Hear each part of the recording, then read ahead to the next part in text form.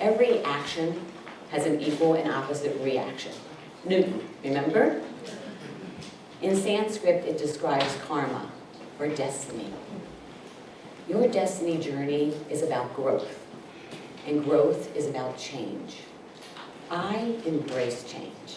My husband teases me that no one lives outside of the comfort zone more than I do. As an adult, I've always had multiple jobs. Can you say hyperactive? Because most of the time they were simultaneously. No balance here. That form that comes home from the kids with the kids in school that says, mom's occupation, that line was never long enough for me. So it really wasn't a surprise when I became an empty nester that I said, I'm going to change directions. I'm going to expand myself. I'm going to widen my horizons. I'm going to leave my beloved field of education and that wonderful caring bubble of like-minded professionals and explore uncharted territory, that known jungle called the business world. Designing your destiny is exhilarating. It's the moment when your awareness of your actions and your reactions are heightened. It's also a sense of vulnerability. It's where change hovers. As women, we have opportunities to design our destiny, but the path is not as clear. And partly is because what we talked about today. We are working so hard and being overshadowed so much by keeping that balance between career and family. And as you age, and I mean you, because it ain't me, we start to look to design our destiny to create purpose, to create meaning, to create growth. And we start to do that as our responsibilities begin to fade with our family and our job. I'm grateful to say that I was an educator. Never ever regret that moment and that time, and I continue to be an educator. If you will, a destiny guide. I want to take you back to the first day of school. The first day of school, remember it? That feeling of exhilaration and vulnerability that I just spoke about?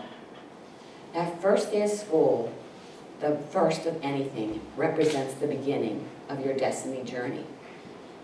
And as a teacher, it was critical, that first day of school, because we got to understand our children's learning styles. We also got to understand their change adoption strategy. So I'd like to share with you a little bit about first days of school stories, because I think it also pertains to adults. So let's first talk about the child who walks right into that classroom and immediately wants to understand the rules and the procedures within that classroom. He tells me as his destiny guide, my journey needs structure. My journey needs predictability. My journey needs the comfort of routine. How was your first day of school, Mike? It was great. I got liberty and justice for all. And you can't get better than that. So. And then there's the students who come in and they measure that first day of school by how many friends are in the classroom, right? They either come in as a group or they stand by the front door waiting for enough known peers to enter the room. And when you ask them about their first day of school, they tell you a long list of all of their friends with delight and a short list with sadness and absolutely terrified that there's no name on that list. Their journey, their destiny journey, will be about group dynamics. And we can't forget about that student who comes in quietly, who sneaks into the back of the classroom, who creates their own little place of invisibility. Because they're telling me, as their destiny guide, I'm hesitant, I'm even resistant about going on this new journey that we're calling learning.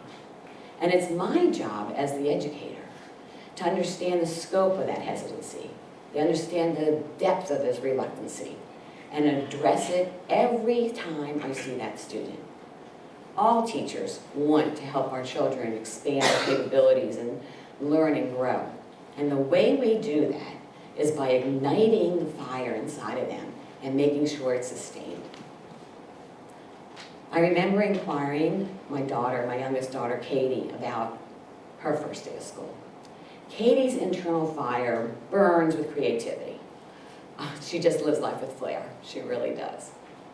And so her answer on that day, when excitement, exhilaration, and vulnerability mix, on that day where she had an opportunity to start her destiny journey, rocked my world. And to this minute, influences every decision I make in my destiny journey. How was your first day of school, sweetheart? You know, it was okay, Mom, but I have to leave my sparkle at home. Well, after all those homicidal thoughts that only a mother feels when they believe their child has been hurt finally subsided, I came to realize something. The way your internal fire, the way your gifts, what Katie called her sparkle, is received, has a big impact on your sense of belonging and really can diminish your sense of belonging, which then impedes your destiny journey. You know, as much as I really wish that this was an unusual circumstance for Katie, it was an exception to the rule, it really is a natural occurrence.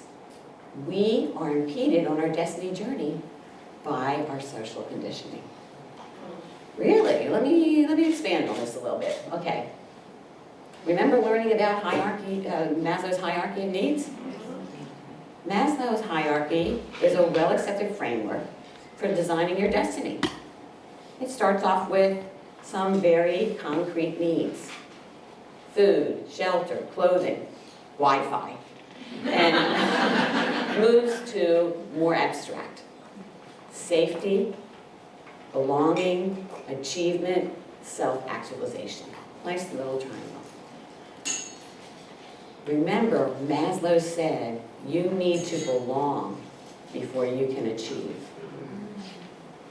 What my little girl Katie described was an inverted model of Maslow's hierarchy, where achievement dictated your belonging. You belong to a gifted group when you have achieved so much intellectual capability. You belong to the executive level. That's C-suite, when you have achieved so much job performance. You belong to the beautiful people when you achieve the ideal weight or have that perfect fashion sense. The sense of belonging is an attitude. Sense of belonging is the beginning of every step of a journey. So whenever I go on my journey, I start with a label. I am an economic developer. I am a doctoral student. I am a leader. I am a survivor. And it doesn't make any difference whether your journey is about a radical change or a slight change. Whether your journey is about a purposeful action, like I did with a career change, or a purposeful reaction, addressing an imposed challenge that you have on you. It starts with a sense of belonging. And this inverted Maslow's model starts at a very young age. Have you ever been in a preschool classroom doing story time? Let's just take Little Red Riding Hood, because I said so in my paper. The kids, as the teacher's reading or the reader is reading, they're going, "Oh, I have a red coat." Right? I love my grandma. Yes. I go hiking in the woods, right? Yes. And what are they doing? They're sharing their sparkle. They're sharing their internal gifts. They're creating a place of belonging. What does the reader in a preschool teacher say? That's the message we are there. We send to our kids. And that's why we struggle with designing our destiny. So I want you to start by being challenged to design your destiny. And the way you design your destiny is by looking inside your box, at your internal fire, at your sparkle, with the conviction that you belong. So I'm going to say it again. To go out of the box, to create your destiny, you must look inside your box. Look into your sparkle. And believe with every part of your soul that you belong in the next destination. That attitude is what's going to get you on your next destination. Not your credentials, not your experiences, not your network, the belief that you belong there. Remember again, Maslow said you can't achieve until you belong. And he was onto something. Because what I discovered on my journey was that when you believe you belong, you have the freedom to let your sparkle be life-giving. Let your sparkle be caregiving. My sparkle of being a big picture thinker is a real asset in my world of economic development. When you know you belong, you have the freedom to discover. You have the freedom to look at everything from a different worldview. You have the freedom to take advantage of every opportunity that presents itself every day. So I'm free to explore business theory and talk about economic priorities with a fresh eyes that's valued by my colleagues. When you know you belong, you're free to dream. You're free to have a destiny journey with no limits.